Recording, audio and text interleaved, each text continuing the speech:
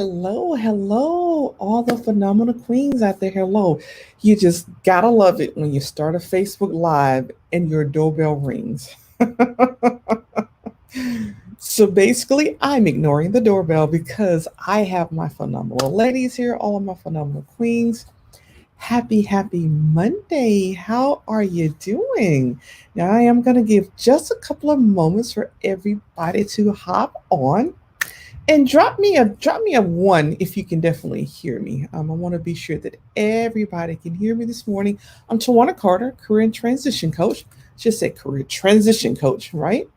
And I help women overcome the fear that comes with transitioning to a new career by empowering them to recognize and communicate their unique value. And I do that by instilling a deep sense of belief in their own strengths and abilities so that they can confidently and courageously create success on their own terms and pursue a path of purpose that's meaningful for them. And I do help women. We have to understand we have so much to give and so much to offer the world if we understand our value, and we can do that, right? So thank you for joining this morning. Now, if you've been following, you know that I've been talking tips, okay? Tips to really pay attention to or to use when you're trying to do or you're in the process of doing or you're even thinking about doing a career transition. And I did start off with career transition is not difficult. In fact, if you believe that it's time for another career or you're thinking about it, you're already in career transition. You've already started. So I'm going to pop over here. I have some comments this morning. Hey, Star, how are you doing? So Star does say she can hear me. Great, great. Wonderful. Thank you, ladies, for hopping on. And I want to pop over here and see if I can see the feed because I know I have a Facebook user. And I want to say hello to everybody. Hey, Alicia, thanks for joining. So, this is your session to get questions answered, and I do love the comments and I do love the participation because when we talk about career transition, a lot of people can feel a lot of angst, a lot of trepidation like, should I or shouldn't I? Is it the right decision? Where do I start? So, this is day 5 of really be giving tips. And don't worry about, what is day. I'll link to all of the different videos so you can see the different tips. And so, Friday, we talked about finances because that's a big piece of this, right? So definitely go back on Friday and you'll find on February 5th piece about finances. But today we're talking about something just as important, and that is your support network, right? Your circle of friends and family. Okay. And so I know for some of you, this does cause a little angst as well because, some of us came with like wonderful families and they're supportive and they're in your corner 100%. Some of us have families that are 95% or so in our corner and they're pretty good. Others of us are like maybe 75 and you kind of avoid the ones that are not great. And then some of us don't necessarily have families that are extremely supportive, and that can be tough. I know it can be tough, right? So we're going to talk about what can you do to either, I said, use your supportive network, find a supportive network, or just create one. You can do any of those and you can do any combination of those, right? Now, I know for me, I'm sitting here and I was actually thinking this morning, I look back and I've always had a supportive network, but because of my limiting belief, I felt I should do it all. I felt I should make all my own decisions. I felt I shouldn't bother people. I felt that I should just know everything and be able to do it on my own. That was really a limiting belief. And let me tell you, none of it was true. Absolutely not true. Part of resilience is understanding how to create a network so you can collaborate and get the help that you need, as well as provide help to others in your network. And I think that's what we miss about when we say network. It's just like, what can you do for me? What can you do for me? What can you do for me? No, it's what can you do for me and what can I do for you? We make connections, right? And when you connect with people, it's a two-way street, right? And so again, I know some of you, your families may not be that supportive, and I've spoken to ladies who are like their families are their worst critics and they're always putting them down. In that case, you can find another network. Now, for those of you, and I know my ladies this morning are there for Courage to Transition Your Career, they're in my Facebook group. It is a free community for women made for that purpose. If you don't have supportive family and friends, and if you don't have that support at your job, a network of people, find one. Find it. You can join my Facebook group for free, Courage to Transition Your Career. And I tell you what, my Facebook group is not the only one. There are tons of Facebook groups out there for women, and that's what Facebook groups are. They're a support network. You find, I said, use your network if you have one, or find one. So you can find people out there who are supportive and who are willing to support you. And I can't tell you how, oh my gosh, it makes such a huge difference in your world. And so for those of you, so one Facebook user says a lot of angst. I have people who supportive people, but no help. I have no friends or family here I'm not sure what SA is. It could be San Antonio. It also could be South Alabama, because that's what we refer to ourselves in Alabama. We call ourselves South Alabama, right? She says, just an ex that helps her out with the kids, but nothing else.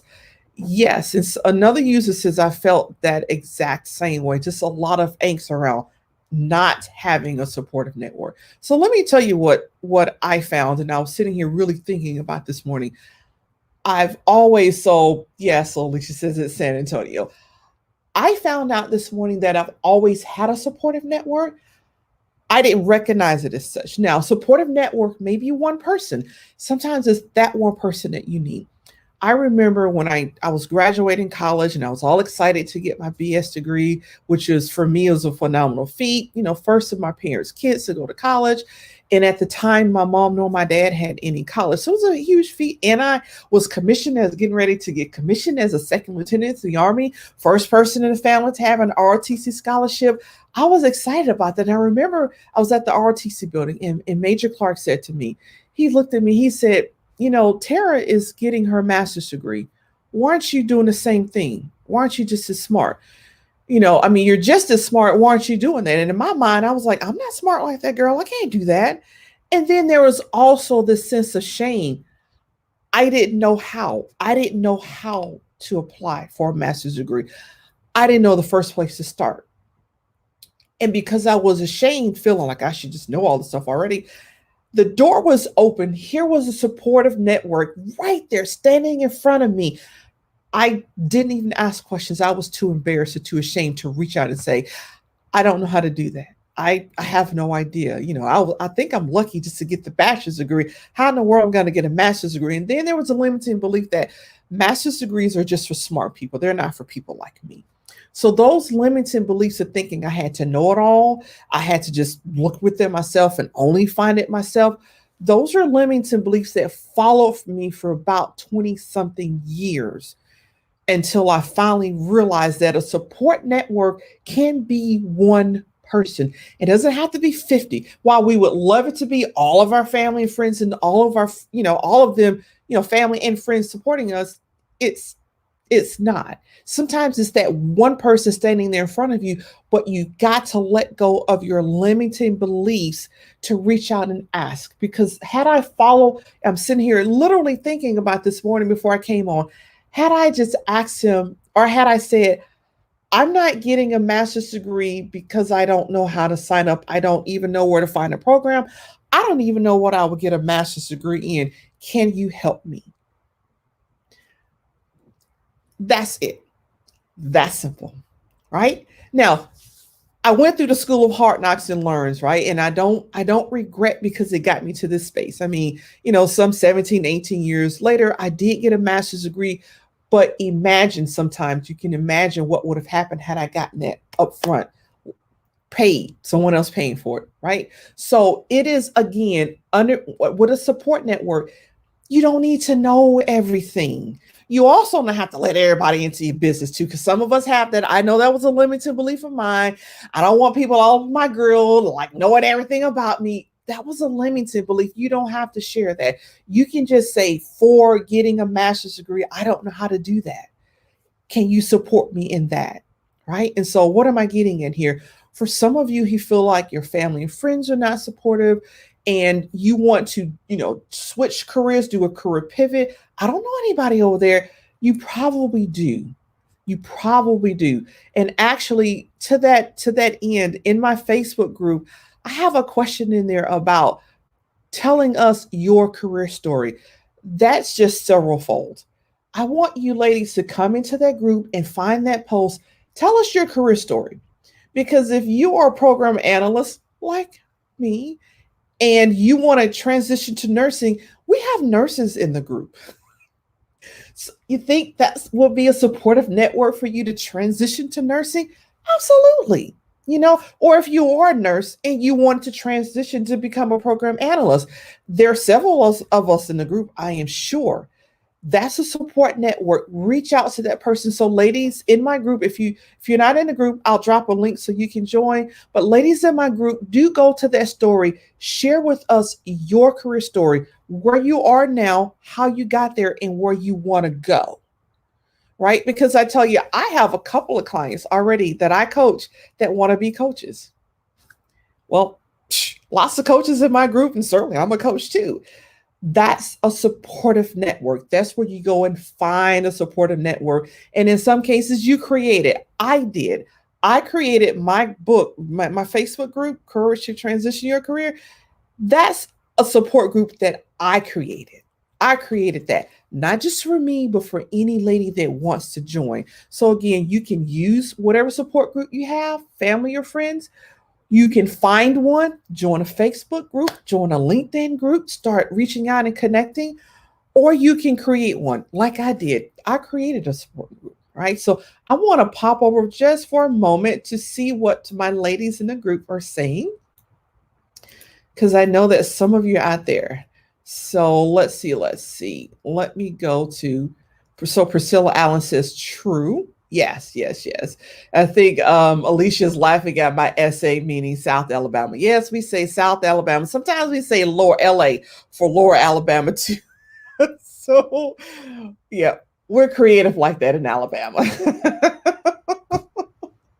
If you are on today and you are from Alabama, give me a hashtag yes. All right. Because yes, we are definitely creative like that. And so I was looking out there, and if you're on my profile page, welcome. I do want to say that because sometimes I don't see all of my comments in real time. And I know sometimes by the time I end it, I'll see all of your comments, right? But yes, I do want to. So one Facebook user says, I felt that exact same way. Yes. So yes, so Facebook user said, this is really good. Awesome points. It really is. Isolation causes, when we're isolated, it can cause that, woe is me. I'm the only one. This isn't going to happen. What's wrong with me? I got an Alabama user. Yes. Absolutely. But isolation will cause you to it'll cause you to feel anxious, can cause you to feel depressed, and it causes you to feel like you're on an island by yourself. And that is why, if you want to build resilience, you have to learn how to create supportive networks or find supportive networks and to use, if you got one, use it. I didn't use mine. And when I started looking back through the years, I found people that would have been there to support me and to help me, and I didn't use them. I was so caught up in shame. I can't let people know I don't know this. I can't let people know I need help. I can't let anybody know that. Limiting beliefs. I had to destroy the limiting beliefs. And I'm telling you right now, I will zing somebody with a text message. I will zing an email. I will call on the phone. If I don't know something, yes, I will call out and ask. Use your support network, supportive networks. You don't need to know everything. You really don't. That is a limiting belief to think that you need to know everything or that you're ashamed to ask for help, right? So Alicia said some really good points there. Yes, Priscilla is from Alabama. I got some Alabama in the house, right? All of my girls are still there. I still have my house there. And I kind of go back. Before COVID, I was going back and forth between Maryland and Alabama quite a bit. COVID, not so much, right? But thanks for joining, ladies. Ladies, do you have any specific questions about your supportive network? Right? And do again, it's great to have a network, but if you like me had that belief I was ashamed to let people know I didn't know something, you really do have to crush that limiting belief. Absolutely have to crush it, right?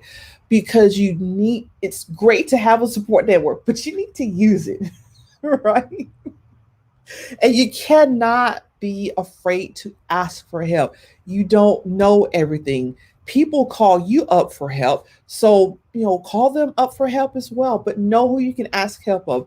And here's another thing, because I do get this with a lot of ladies. They say either their friends are not supportive. In fact, they always shoot them down, they criticize them, or their family is. In fact, I have some ladies that tell me their families kind of like throw stumbling blocks or try to do things to them to make them fail or not support them because it's like they want to see them fail, right? Find a network or create one. You can find it or create it. You can join my group, but find somewhere else because you need to decrease your time around that negative energy. You really do. You got to decrease your time around that negative energy. I say that in all seriousness. You have to decrease your time around negative energy or it starts to drag you down. And how do you do that? You do that by finding other supportive networks, creating them. Okay. But I've always been shocked. And I know for me, again, at one point I was afraid to ask for help. When I bought my house in Alabama, it was a very, very supportive network. I had neighbors going, when your kids come home and there's a tornado, if they're afraid to go home, tell them, come here. The bus stop's at my house anyway. They can come to me. She's like, we open our doors to all the neighborhood kids. That's a supportive network. So it's not always about helping you find a job. Sometimes it's babysitting services, right? I remember, I was working on my master's, my PhD. My kids were in band and I was working a second job and I was working a full-time job. All of that at one time. I don't know how I did that, but I did that, right? And so there were parents that were like, it's okay. I got your daughter. I got Alex. Alex can ride with me. I'm going to pick her up. And you best believe that when it was my turn or I saw a need or a help, I could say, hey, I took off tonight. I'm at the football game. I can give rice. I can help.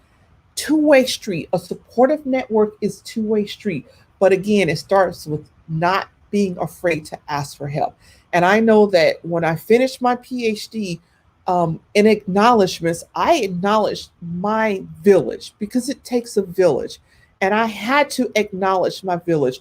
All the ladies who gave, all the moms and dads who gave my kids rides, the moms and dads who picked up my kids from soccer, and I too, like when I took off, I picked up their kids. My kids, I took them to birthday parties. And I remember one lady telling me, my daughter loves your kids because your kids are so good. And they're like the first friends she had. We established a network. She's like, honey, if you can't get them, just tell me. And I said, same for you. If you're sick, I'm going to come and get your daughter and take her to soccer practice too. It was a two-way street. We network. So network isn't just about finding jobs. Sometimes it is daycare. Sometimes it's help me write my resume or review my resume or proofread this for me. Sometimes it's just can you just sit there and let me practice my interviewing with you? Supportive networks come in all different shapes and sizes. You just got to understand that they are there and to use them, right? So let me check back over and see if I have any more comments because I know I looked for comments and I didn't see any. And as soon as I ended, I was like, comments were all over the place. It's like, oh no, I missed those. So I'm just going to check over here and see if I have any more comments out there. So ladies, what about it? Who is one special person in your support network? Drop that. Just hashtag in their name or a friend or a mom or dad. Because I can say for me, my parents were really supportive. I was truly, truly, truly blessed. My parents were so supportive. They swore their grandkids. Let me just say that. But I say that lovingly, right? They did. My parents would get up out of their bed 7:30 at night. My daughter said, oh, these shoes hurt my feet. My parents would get out of their bed 7 or 8 o'clock at night, get dressed, and take her to a shoe store and buy her another pair of shoes. Of course, me going, really, mom, dad? but they were so supportive. They were so supportive. My dad would pick my kids up. My kids went to a private school, so there wasn't bus service. So my dad would pick my kids up after school, take them to get a snack, do homework with them, take them to taekwondo, bring them back to his house. And I just had a set of clothes there, make sure they got their baths, fed them dinner.